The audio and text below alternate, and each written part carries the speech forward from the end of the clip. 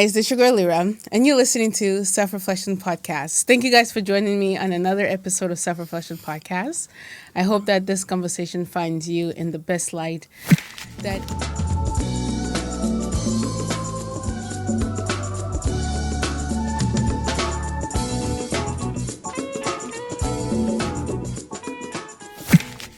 you can be today.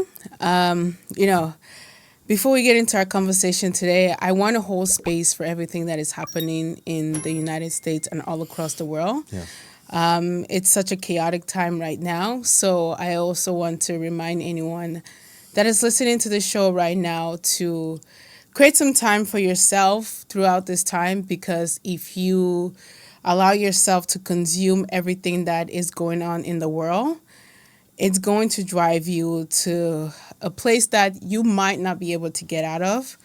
It might drive you into depression and even something more severe. So prioritize yourself, prioritize your mental health. Also, I want to ask you to check on the people that you love, check on the people that you care for, because, they might be also going through something challenging in this moment. It's such a difficult time in our society today. Thank you guys again so much for joining me on Self-Reflection Podcast. I am excited to have this conversation with my friend here, Justin. It has also been a long time since I have been in the studio, so I'm pretty excited to be here. Yes. So, Justin, welcome back on Self-Reflection Podcast. Thank you. For anyone else that hasn't listened to any other conversation that you have had with us, can you give us a brief introduction about yourself? Well, my name's Justin. I've written 2 books. One, The Shadowed Soul, which I'm currently rewriting, and that's what we'll talk about today. The other is A Vicious Cycle. They're both kind of self-help and about me, but I try and relate it to other people. Vicious Cycle is a memoir, but The Shadowed Soul is about overcoming mental illness through Jnana Yoga. And Jnana in Sanskrit just means knowledge, and yoga means practice. And I practice daily to better my mental health through Trantaka, single-pointed concentration meditation.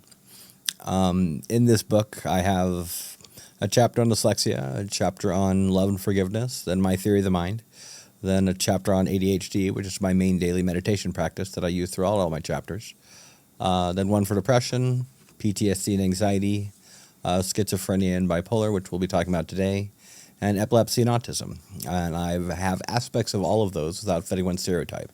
I have a rare organic brain disorder, and something I do in my book is try and relate myself to other people and talk about how, in certain ways I'm neither my body or my mind.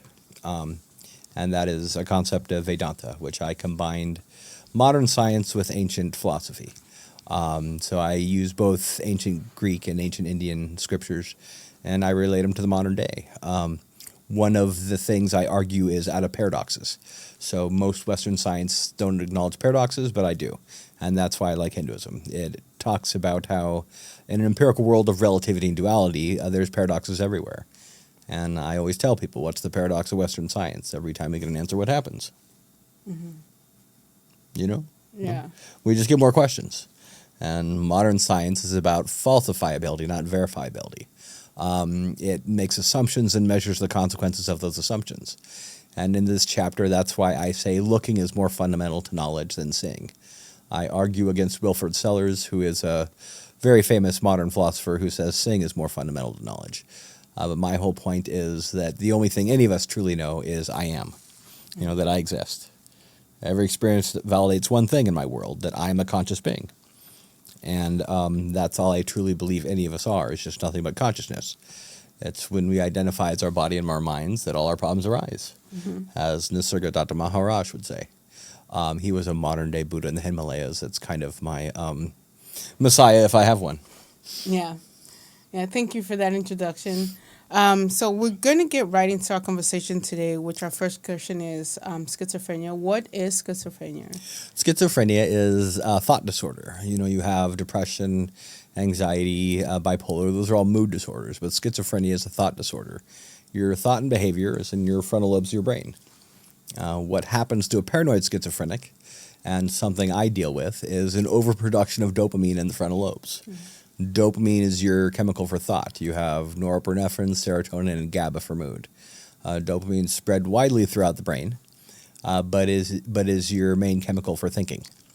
And a paranoid schizophrenic or someone who's schizoaffective like me has an overproduction of dopamine in the frontal lobes. Most meds that work for me to either stabilize my mood or my thoughts are dopamine blockers. So, and they impede my thought process and my intelligence. Yeah. So one of the things I've been able to do is meditate my way to a much lower dose of a dopamine blocker instead of being on high doses where I can't think. I still use a small dose of Geodon, 40 milligrams at night to get to sleep because I don't sleep without it. But something I've been able to do is, through Trantaka, is empty my mind daily and even abate the illusions. I only have nocturnal illusions now, and I know that they are illusions. But one of the main things I point out in this chapter is, how does any of us know? Yeah. We're not a paranoid schizophrenic digging through a trash can stuck in our own reality in a big city. We see those people all the time walking around the streets. Have you ever asked yourself, is that me?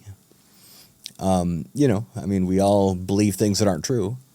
Everyone, we're all wrong all the time in an empirical world where everything's relative and everything has an opposite. And I would argue that's why pride is the greatest of all sins. It tells me I'm right when I'm wrong, right when I truly do not know. And something I argue in this chapter is something Descartes says in Meditations. How do I know I'm not insane? That's why he says, I think, therefore I am. The only thing that is truly apodictic, which is incontestable through experimentation, is that I exist. Everything else is inference, suspect to doubt. I should question every conclusion I come to besides I am. When someone is schizophrenic, you just talk about how it's a dopamine. It's an overproduction of dopamine. The frontal lobes cease to function properly. I have a nerve in my head that pumps dopamine into my brain and causes my epilepsy and the aspects of all my other disorders.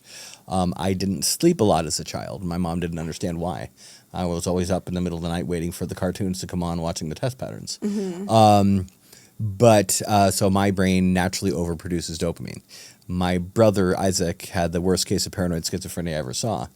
He thought all the carbon monoxide in the air was making him hallucinate. So whenever we were around a car, went downtown, he would wear this big World War II gas mask. And sure, I want to point out that there are truths to his belief. There were truths to his belief, I should say. He shot himself. But carbon monoxide is a dangerous poison. You're in a garage door and you turn on the car and you'll probably hallucinate before you die, and so he was right about being a poison, but he was wrong about it causing his hallucinations or, psychosis. That is, we all have truths to our beliefs, no matter what they are, based on impressions of the empirical world. The problem is no one can know the truth if everything's relative and everything has an opposite. The absolute truth is beyond any human mind. Correct. And what are some symptoms? Well, paranoia, delusions, suicidal depression, which I'm someone who's tried killing myself more times than I can count, and I'm quite happy these days. That's in my chapter on depression. But I have been on every psych med there is. Most didn't work for me. And one of the most amazing things that has developed my brain more than anything is Trantaka, single-pointed concentration meditation. I focus on the only thing I know for 45 minutes every day. I am. And I empty my mind out of every other thought. I say, who cares to every thought? The reason I argue out of paradoxes is I tell people, you want to see how little control you have over your brain, sit in silence, try meditating.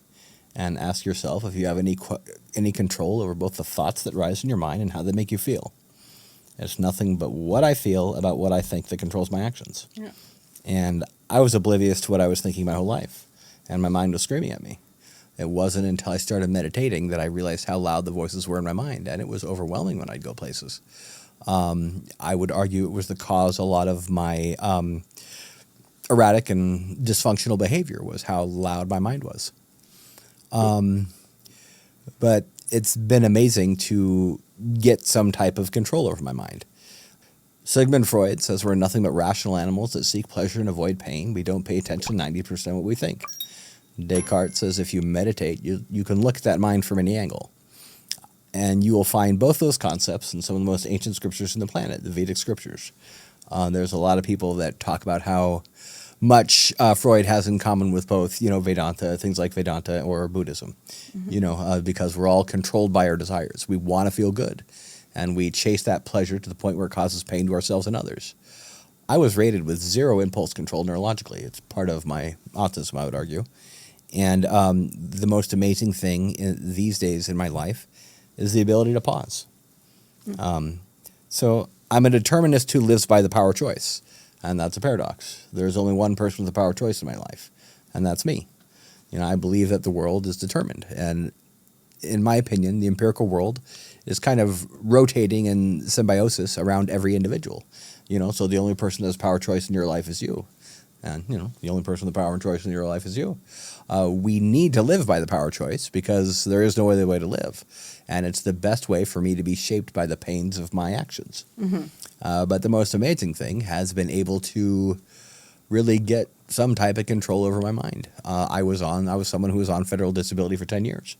And I couldn't read and I couldn't write. And because of the mental exercises that I have in this book, I was able to get off disability and, do all kinds of things. I am a firm believer in Western science and modern medicine.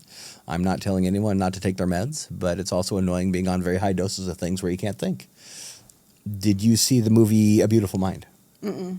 That was a Oscar-winning movie about a true story with John Nash. I would argue the movie's a little more about his love with his wife, and in his real life, he wasn't that. he was, quite the ladies' man like Einstein. But he was an extremely intelligent person, and when they put him on his meds, he couldn't think. It was actually his hallucinations that got him to come up with game theory, which is a Nobel Prize-winning theory he won for economics. It's a mathematical theory on, how the markets move and all kinds of stuff. I'm not that familiar with it, but I know what he won it for. You take graduate courses on game theory in economics, degree. But when they put him on the meds, he couldn't do anything. That's the same thing that happened to my brother, and why my brother shot himself. He couldn't draw and he couldn't paint. My brother almost had a full scholarship to Pratt, which is an art college in New York, and was by far the most amazing artist I ever met. But when they put him on his meds, he was just blank. And I've been on high doses of dopamine blockers that keep me from functioning, really. It's like you can move around in the world and do things, but I had no intelligence whatsoever. Mm-hmm. And I'm not sure if I'm going to quote the statistics right, but around kids that are between the age of 5 to 17, at least I want to say 4.5 million of them are on some type of mental health medication. Well, I would argue mental health is skyrocketing in the modern day with technology and things like these. These cause all kinds of mental health issues, and everyone's staring at them everywhere they go. What they do is they grasp our attention and they boost chemicals in our brain. And when our chemicals get boosted, they get thrown off and they get screwed up. It's the same thing that happens when someone drinks too much or they do too much speed. Small doses of Ritalin can be good for people, but, the same medications they give to a paranoid schizophrenic and a bipolar are the same medications they give to someone in speed and coke psychosis. That's your problem. You have an overproduction of dopamine in your brain or an overproduction of other chemicals. If I want to feel high, I can stop taking my meds, and I stay up for days. It's a natural thing my brain does. I wouldn't say I'm anywhere near as psychotic as my brother was, but I can get very manic, which that's why I'm more schizoaffective. Mm-hmm. And he was a half-brother anyways, so we had different fathers. What does a manic episode looks like? Well, it's like you're on speed. You go up really high, and you also can come down. This last time it happened, I got hospitalized about a year ago, and it was amazing. I was going up to God and saying I'm nothing because nothing is everything, and God is no thing, therefore nothing, and nothing is everything. And then I'd say, wait, I'm nothing, and then I'd go down to hell. I was screaming at someone in an emergency room to keep me on the edge of an emergency room, telling me to keep me from slamming my head on the pavement. But one of the most amazing things is I was able to walk to the emergency room without flipping out on my way there because I could focus, and I never had that ability to be able to just focus and and control the mania till I got there. I would argue most people can't do that. So what do you think happened between the time that you were able to focus to walk yourself to the hospital, right? Where you had power over your mind, because in that moment you had control over yourself and your mind and your thoughts. But when you got into the hospital, you couldn't control that. Well, it was coming on, and it was coming on strong. I would argue I felt it coming on. And the next couple of days, like I got to work one day, a couple of days later, and it was coming on, and I stayed completely calm. And I was manic, and the cops and the EMTs that picked me up didn't think I was manic at all, but I could feel the chemicals going in my brain, and I controlled it. I had to get to the emergency room because I felt so unsafe, but I did not flip out on anyone that time. And, something I do daily is I train my brain. We have dendrites, we have neural pathways. That's one of the reasons I don't believe in choice either. Einstein said quite well, insanity is doing the same thing over and over and expecting a different result. That's something the whole world relates to, because we only do what we know, and most of us do the same stuff over and over every day. I still go to work from 9 to 5 and do accounting. I'm doing the same stuff every day of the month, basically. That's how I grow behaviors and learn, to train my brain how to do accounting, is I, get a degree in it, and then I do it every day for the rest of my life until I'm retired. One of the things I've noticed I'm not that great with is computers, but I'm trying to learn them these days, But one of the consequences of all life showing intelligence is that it's meant to learn. Both the law of karma and the theory of evolution will tell you the same thing. The only thing that remains constant is change. And I either learn or I suffer. I adapt or I die. I'm here in this world to learn. I mean, change itself doesn't remain constant. Yes, it does. It's always changing. If change is changing, then it never stays the same. It's the only thing that remains constant is change. Is the fact that everything is changing. But it's not. But it's not staying the same because it's always changing. Exactly. That's my point. So everything's constantly changing.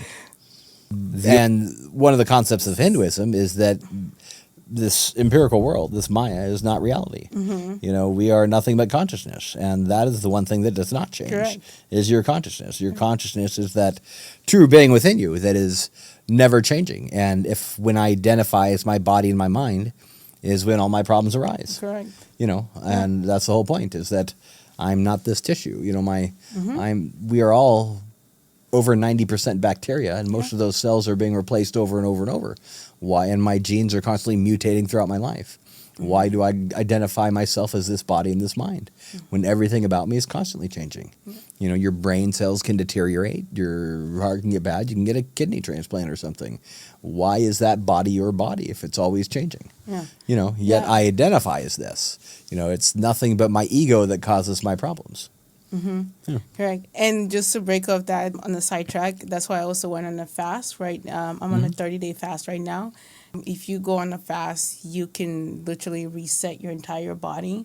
I think after the 5th day, right, you have new cells regrowing into your body. Interesting. So if you are, I don't know, like have some type of illness, right, you can literally kill all the old cells and now regenerate new cells in your body. Well, you'll have to show me exactly how you're doing this, because it sounds fascinating to me. Yeah. It's fasting, regular fasting. You just go on a fast and it resets your body. I think it's pretty cool. So I've been doing it for, what day is it? Today's the 12th or the 13th? The 12th? Yeah, whatever day it is of this month, either the 12th or the 13th, I've been doing it for that many But you're days. eating some things, and you're drinking water. So I'm drinking water. Yeah. I'm eating fruits, and I'm eating like vegetables. So everything is like as natural as it could come. I see. Okay. But like the bacteria in your body holds on to like the meat, the dairy, and the sugar and stuff like that. So once you don't feed those bacteria, they die off. I see. And then you regenerate new ones.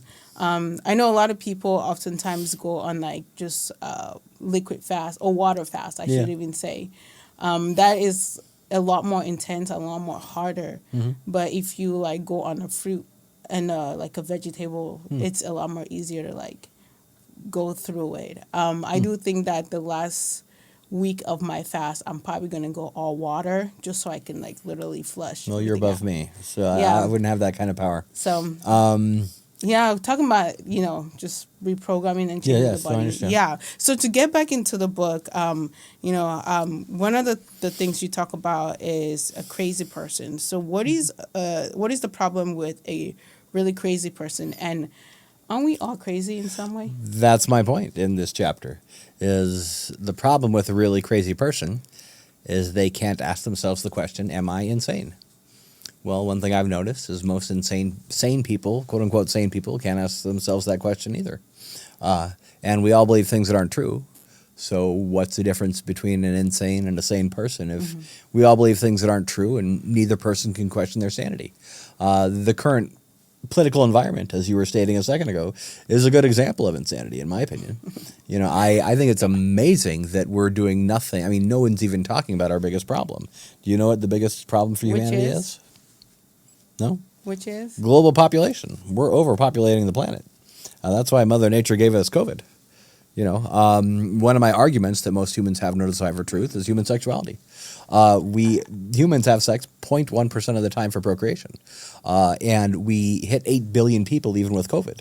When I was a kid, 4.5 billion people are too much. That is why I'm for complete female equality. I think it's the next necessary step in human evolution. You give women autonomy over their bodies and equal rights. They want to do more than just be mothers and sit at home, with 12 children or something. I also had a problem with the earthquake in Afghanistan recently where none of the women could be saved because they couldn't be touched by other men. They had to stay underneath the rubble because it was only their husbands that could, touch them. To me, that's kind of crazy to crazy. me. Yes, it's crazy. Extremely Exactly. crazy. But that was the law of the Taliban. So all the women died under the rubble. It sounds very wacky. Yeah. But that's humanity, and I believe that all religions have truths to them. I'm an omnicist. That's part of Hinduism. I believe in God. I believe that there are truths within all religions. I tell liberals all the time in San Francisco. I mean, do you know where civil rights stems from? Anyone? Dr. King. What was he a doctor of? Christian theology. It was nothing but a radical interpretation of the Book of Matthew. His letters to Birmingham jail was the most amazing piece of literature I've ever read in my life. It was completely Neoplatonic from beginning to end. And when he talks about being Socrates drinking the hemlock from the cup, I was like, this guy knows he's dying. He knows he's going to get killed someday. And that one speech I heard recently, if I sneezed, I would have died. He was talking about a lady who stabbed him in the chest, and the doctor told him if he sneezed, he would have died, and he kept on saying it over. If I sneezed, I would have died. If I sneezed, I would have died. It was a very amazing, passionate speech, and he's talking about still being that person that loves his enemy. I also don't see a lot of Christians love their enemy in this country. It's not just your neighbor, and which I hear on the news all the time. They say you're supposed to love your neighbor. No, Christ said, "Love your God, your enemy. You love your God, your neighbor, and your enemy as thyself." And that's one of the things I believe is each one is in all, all's in each. Yeah. You are nothing but a reflection of me. So Correct. are you. We all have so much in common with 99.9% of human DNA being identical. As I told you once before, last time we were here, there's no such thing as race, and that was disproven years ago. That is, to me, what America is struggling with is the collapse of the theory of race and female equality. You point it out to people, they get angry because it's how they identify. But biological anthropologists have proven, genetically, biologically, behaviorally speaking, race does not exist. In America right now, it's just going crazy. That is, not to be political, but the only thing really Donald Trump was elected over, in my opinion, was the collapse of the theory of race. But, you tell that to people, they get angry, Yeah. and because they don't want to look at themselves or question their beliefs that they've had from a child. And we are all wrong all the time. I did a lot of drugs at one time in my life. I'm sober 19 years now. But I've seen people at times that I did drugs with, digging out of trash cans. Sky Lawrence. We used to party all the time at Collingwood Park, and I see him with a purple wig on every once in a while, and all he can do is giggle. And I ask myself, how do I know that's not me? I did a lot of those drugs too. Am I just talking to myself right now, thinking there's someone there that there isn't? We all believe things that aren't true, and we all like to say, I'm right. And that's all pride is. That's why it's the greatest of all sins. I'm right, you're wrong. And the only thing any of us truly knows is I am. Yeah, and which leads me to what is the difference between a false belief and a delusion? That's my point, is how do we know what's the difference? How does any of us know what's the difference if we all believe things that aren't true and no one can question their sanity? I would argue if everyone questioned their beliefs and their sanity, we could get to peace in this country, and that's not really happening too well. Everybody's saying it's your fault. I've seen a lot of people kind of cheering on the current death of Charlie Kirk, and I've told many of them that are my friends, it's like you need to condemn political violence no matter what. It's not okay if it's the CEO of an insurance company that gets shot. That is violence in the name of your justification, or you like the guy because he killed the right person, is the same thing as someone else saying I want to kill you. And so much of us can't even acknowledge that.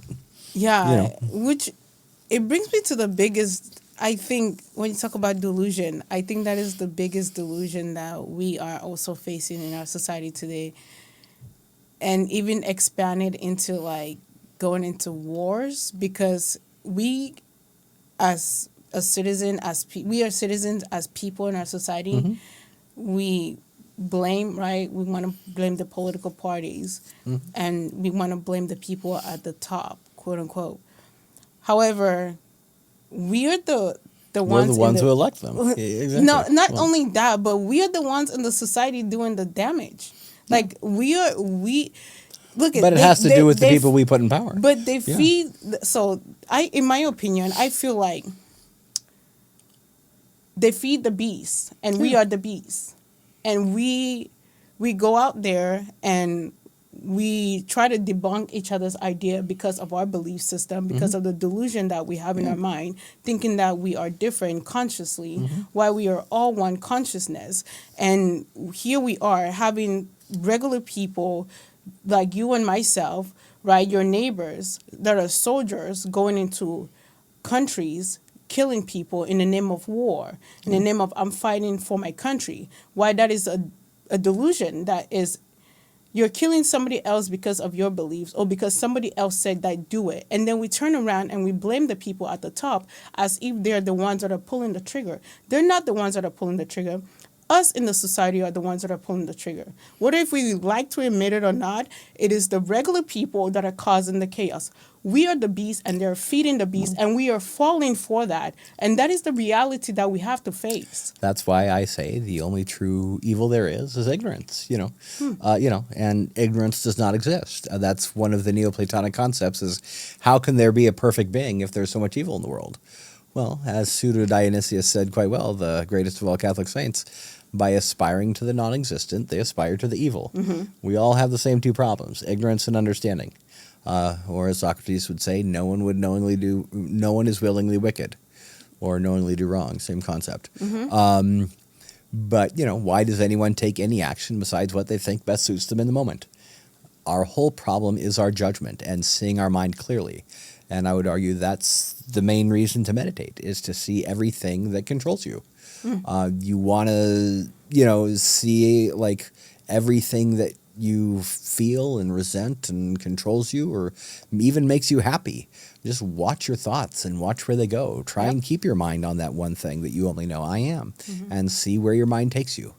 The most amazing thing in silent meditation is where my mind was always going. And it was nothing but what I thought you were thinking of me. And that's when I realized one day I couldn't even prove other people had minds, let alone what they're thinking. And so much of us get this amazing amount of sense of self on what I think you're thinking of me. That's, How does someone know if they're pretty? Someone tells them.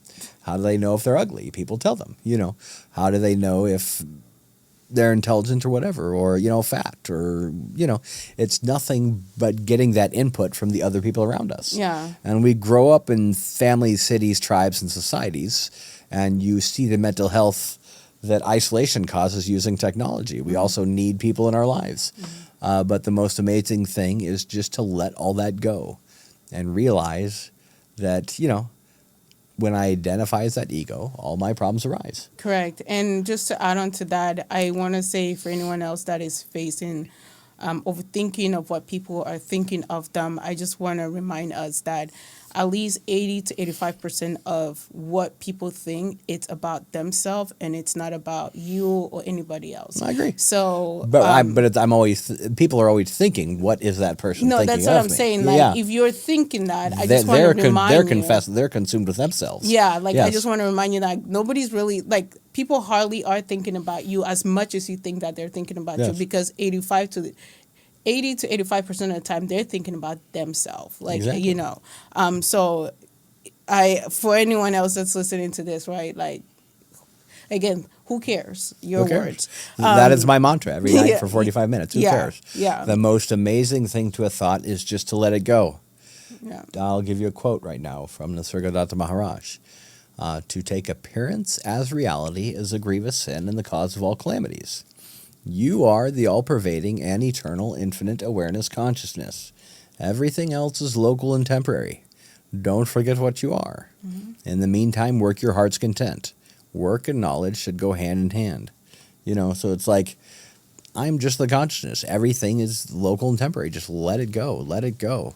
It's suffering is the price we pay for not letting go. Yeah. If everything's constantly changing, then my biggest problem is letting go because I still want to hold on to everything. I want that validation.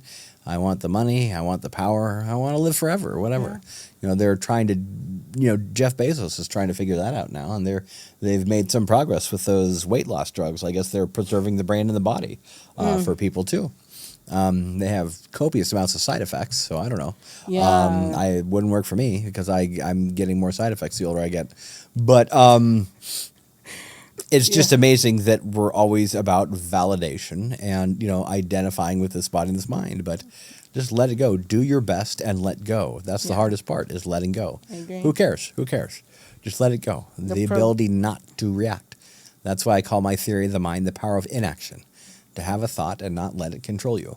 To have a thought, see it, and just, who cares? Yeah, because things are what they are, just as they are. That's one of the things I do with the illusions when I have them, and I've gotten hyper-focused many times by doing it, is if I close my eyes, sometimes those little spots you see, they turn into figures and things, late at night. They turn into people and ghosts and all kinds of stuff. Yeah. And I just empty my mind completely. I just empty it, and they go away. And I say, who cares to all of it? It also allows me to function and not be on large amounts of meds that keep me from thinking. That was John Nash's issue, and he was able to get off his medication and question his sanity. He still had the illusions and the psychosis, but they were illusions instead of delusions. Correct. And all because he could ask himself the question, am I sane?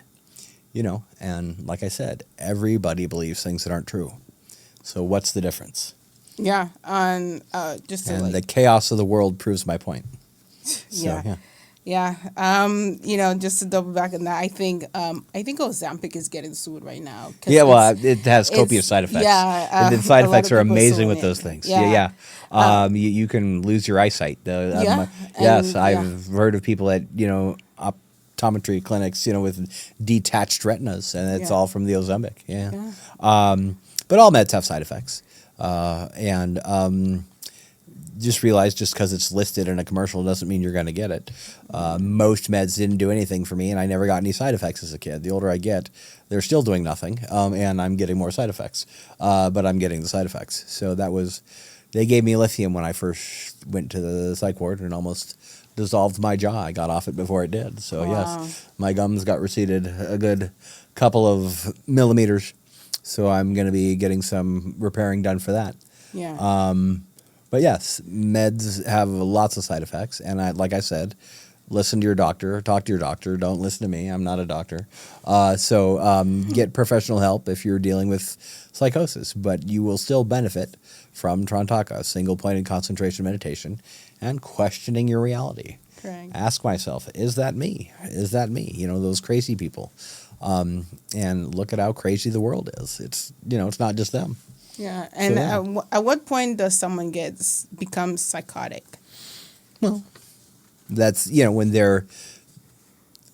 that is something a doctor would diagnose them as if they believe things that are like my brother. He thought all the carbon monoxide in the air would make him hallucinate. There's things like germophobia. You think you're going to die from touching a door handle from the germs that are on it. That's a true delusion a lot of paranoid schizophrenics get, is germophobia. Yeah. You can't touch things or shake someone's hand or give them hugs, or even you're consumed with like washing your hands over and over, or getting alcohol wipes and touching everything. It's psychotic, really. I mean, if you see that we're mostly bacteria, is everything nothing but a germ anyways? Yeah. I would argue we can be quite parasitic if you look at the world, but that's, I guess, another point. But yes, and my whole point is that it's actually quite a fuzzy line in this chapter. I point out that, well, if you believe things that aren't true and you can't question your sanity, like I've said many times, what's the difference? That's why looking is much more fundamental to knowledge. Seeing is only what animals do. They see things and they react right away. Something a human can do is pause and look. And the most important thing you can look at is your own mind. You want to find God? Look within. Empty your mind. See if you can get into that consciousness. I can stare off into infinity many times now that I meditate. And it's been amazing to just be completely focused. And that's how I overcame my ADHD. Mm-hmm. Ritalin doesn't do anything for me. I can smoke speed and go to sleep. Ritalin really did nothing for me. Any medication that I could build a tolerance to would stop working. But I've overcome my ADHD just through Trantaka, meditating on one thought for 45 minutes every day and just saying, who cares? The most difficult thing to do for me as a child was read a book. And I wanted to be an author. Every word would trigger a different thought. And by the end of the paragraph, I was thinking of all these different things, and I couldn't absorb anything that's on the page. Today, I'm always aware where my mind is, and I can focus. I can bring it back to each word. I just read, 40 pages waiting at the BART station on a friend's book that she wrote. It's about her son. It's a very moving book. It's like Little Birdman or something. But it's about her son who died from drugs. And that was, when I ever see a mother who loses a child, I have more compassion for them than anything. When I saw my mother after when my brother shot himself. One of the things I've done a lot is help parents with troubled kids, because that's what I was. But I have no desire to have children. Yeah. That's my childhood. But I like helping parents with troubled kids. So, yeah. Mm-hmm. Why do you say most people have no desire for truth? Well, as I said, we're validating what we already believe. We want to know what we believe is true, and that's what pride is. Plato says quite well in the allegory of the cave, there is no one more hated than he who speaks the truth. What happened to Galileo? What happened to, all these people in history when they started questioning reality? They got threatened with death or locked in towers, or, it was the earth had to be the center of the universe. And when that started getting questioned, a lot of those people got in a lot of trouble. Yeah. When we question our reality and say, hey, maybe this book doesn't need to be taken literally. I'm a firm believer all religions have truths, but the big problem is taking the scripture literally. St. Augustine said it in the 3rd century. The literal interpretation of any spiritual text is meant for the layperson, meant for the commoner, meant for the person who has no real desire to understand a scripture. If you want to believe the planet's 6,000 years old and God's testing you, well, that sounds a little crazy to me. Mm-hmm. And there's lots of people in this country that believe that, and those are the ones that are still focused on the theory of race and want, only white people in this country, basically, And as I said, that's, seems a little crazy to me. Yeah. And what is your current thought about the climate in our society today? The climate change? No, not the climate Okay. change. The climate the social climate, I The should social say. climate. Well, it's getting worse and worse. I would argue we're in for a lot of turbulence. Like I said, even the people on the left are praising the death of, Charlie Kirk, or the CEO of, United Healthcare. I'm blanking on his name. But you see both sides, and then you have Trump saying, and I really see it getting worse with Trump because I heard every other politician, both Democrat and Republican, condemning the killing of Charlie Kirk. And the one thing Trump said is, they're doing this to us, we're going to do it back to them. And Trump's threatened lots of people and gotten a lot of people to be attacked who are in political office by inciting violence and naming that person and basically saying, hey guys, go sick them. To me, that is going to increase violence on both sides. That's why, Dr. King, no matter what anyone did, loved his enemy. Is because anger creates more anger. Love creates more love. And the only way to fight anger is with love. That is what Jesus taught on the Sermon on the Mount. And, I've asked many Christians just straight to their face, how is the Second Amendment and the law of love compatible? If, you're supposed to love your enemy, why do you need a gun? Mm-hmm. And they all give me a stupid look of confusion. None of them understand it. But it's because people don't want to understand it. That seems like a pretty simple, easy concept to me. If the only thing you're supposed to do to me, no matter what I do, is love me, why do you need a gun? Yeah. And guns are the number one killer of children in this country. And that is psychotic to me as well. And the number one thing people use to kill themselves as a suicide. Yeah. The Second Amendment was for a time that we didn't have an army and we needed to arm ourselves in case like England was going to come again. Those days are long gone and over. I see no use for the Second Amendment anymore. And the only thing it really does is cause more deaths and more violence. You point it out to people, they get scared, and then they want to shoot you for some strange reason. But it's amazing the amount of hate in a country that's supposed to be about a God that's just supposed to love you. I tell people another crazy thing, in my opinion, is, everyone thinking Jesus was this man with, blue eyes, pale skin, and golden brown hair. He was a Jew from the Middle East. Yeah. He was the same color as the Prophet Muhammad and the Prophet Abraham. He was a Messianic Jew. If you tell that to them, they get offended too. Yeah. But you're just shattering their reality. To me, these are easy concepts that anyone should understand. But If you want to piss people off, that's the challenge program their that beliefs. most people grew up in, right? Exactly. So how do we start to debunk that programming? Because By that's questioning our reality, by asking myself the question, am I insane? Even if I'm quote unquote a sane person, I can still ask myself the question, how do I know that's not me? What are my false beliefs? What do I need to challenge my system on in order to get a better understanding of what is true? Because the ultimate truth is beyond the human mind. And like I said, as Nisargadatta Maharaj said in that quote I gave you, you will always continue to learn. Keep learning, keep learning. It's when we stop learning that all our problems arise. That's that's when we die too. In the theory of evolution, when we cease to adapt to the world that's constantly changing, then we die. Yeah. So if you want to continue to grow and be a better person, question your reality and continue to learn. Look at everything and don't just see it. As seeing is an instinct for survival that so many of us misuse. It's when I question myself and my reality that I can, see what I'm doing wrong. And it's all about me seeing what I'm doing wrong. Yeah. And, as I said, the empirical world's revolving around each one of us simultaneously. And the self in me is the self in you. We're all just growing and learning. Mm-hmm. Something I do when I'm in a room full of people staring at a speaker is I kind of challenge all the consciousness, being one and looking at that speaker. And as we get close to the end of this conversation, I know race is, for the sake of this conversation, we're going to talk about race right now. Yeah. Right? Many of the shootings that have happened in the United States has been done by white boys or white men, whatever you want to call it. And they're supposed to love their enemy.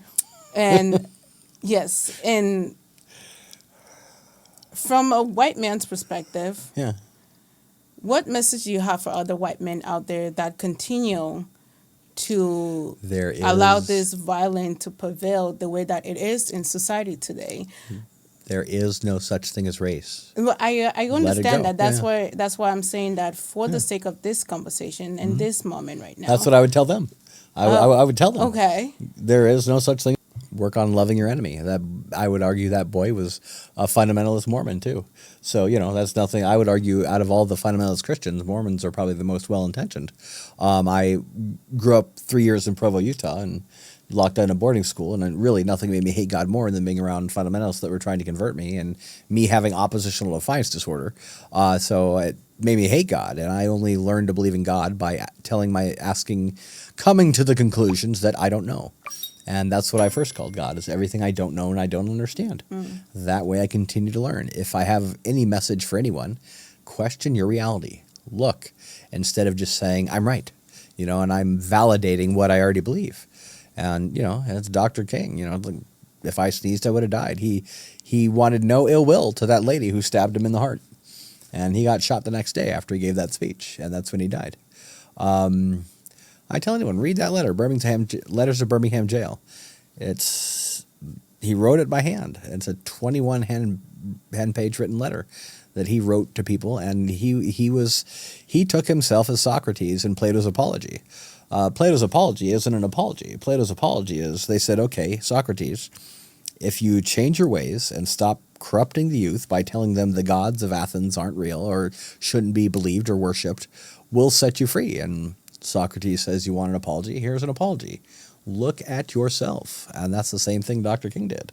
He was quoting Plato's Apology, and then the Phaedo, where Socrates kills himself with the hemlock. So it's like, I knew that man. He knew he was getting killed.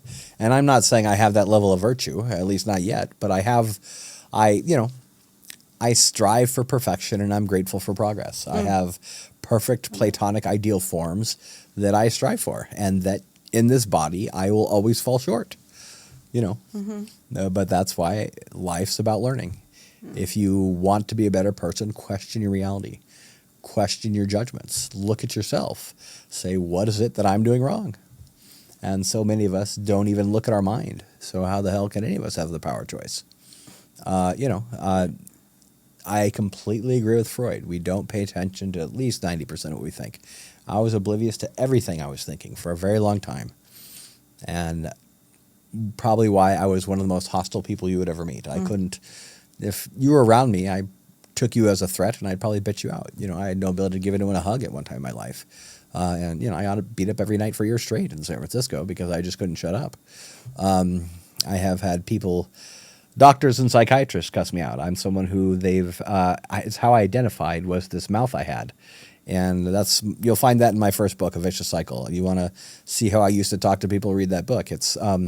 I had a doctor tell me once my verbal IQ with insults was at 150 or 160. That's at a genius level. And he was the only psychiatrist I had who never cussed me out. Richard Shapiro, a very amazing man. He had an amazing amount of patience. And without him, I wouldn't be alive.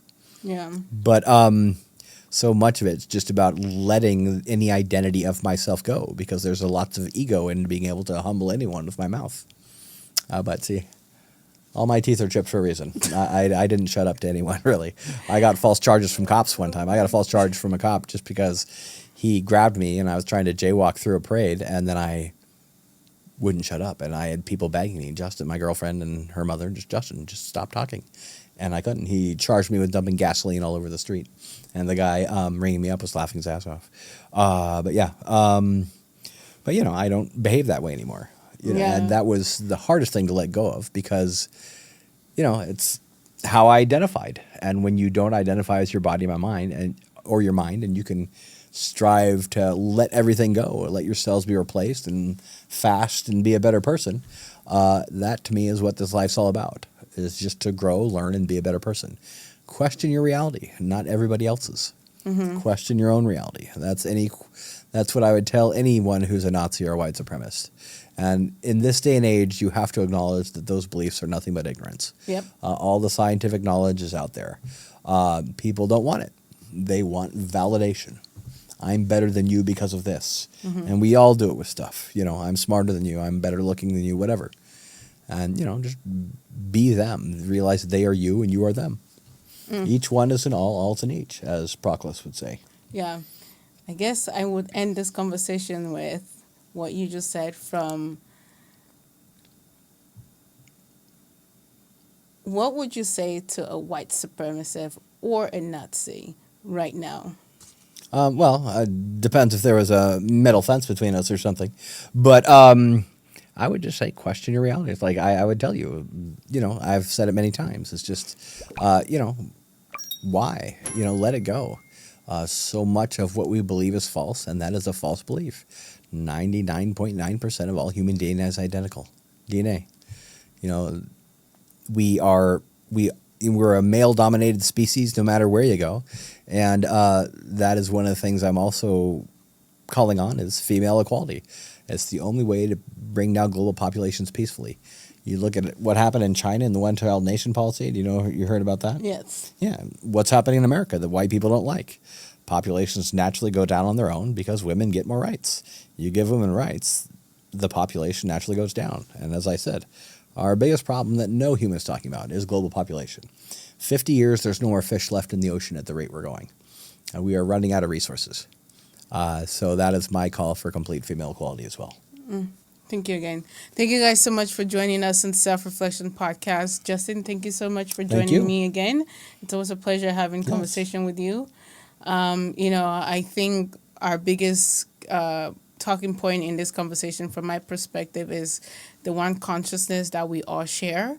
Whether if you believe in, I don't know, white supremacy, whether if you believe in Black Lives Matter, whether if you think you're a black person, white person, right? There's one reality, and that is the consciousness that we all share. So if you, in my opinion, if you choose to fit into the idea of which society is bringing unto us, which is,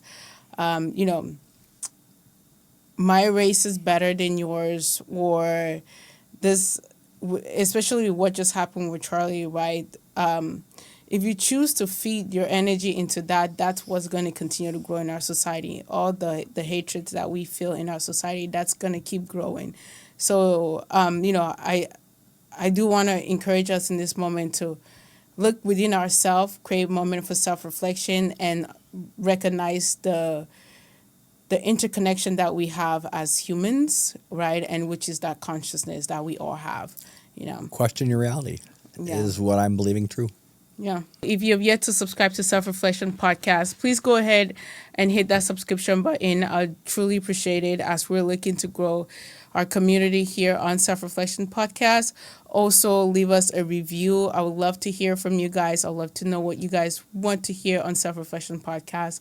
I'm looking to change Self-Reflection Podcast a little bit, change what we get to see on here. So as I am, trying to make this new change on Self-Reflection Podcast, I'd love to receive some feedback from you guys so that I can adjust it to what you want to listen to, and also be able to bring valuable information to our community out there, because the whole goal for Self-Reflection Podcast is to be able to reflect our community and reflect the people that are in the society and what we are going through in our society today. So if you can drop some feedback, comments, that would help us greatly as we try to make the changes that we're trying to make here on Self-Reflection Podcast. If you want to follow me on social media, you can follow me at Lira, LIRA_NDIFON. You can also look at any of my writing for The Shadowed Soul on justinwitteblog.com. Witte is WITTE, so justinwitteblog.com. The book The Shadowed Soul is for free, and I have lots of talks and speeches, even some with you on there. Mm-hmm. So, yeah. We're also going to connect his website to the description part of this podcast conversation. So you can definitely check his work out from there. Thank you guys again so much for joining us on Self-Reflection Podcast. I hope that this conversation found you in great light. And also there was some type of benefit to this conversation as well. I hope you have a blessed day. Take care of yourself, love yourself, be kind, and be gentle with yourself. Until next time. You're listening to Self-Reflection Podcast. And this is your girl, Lira. Ta-da!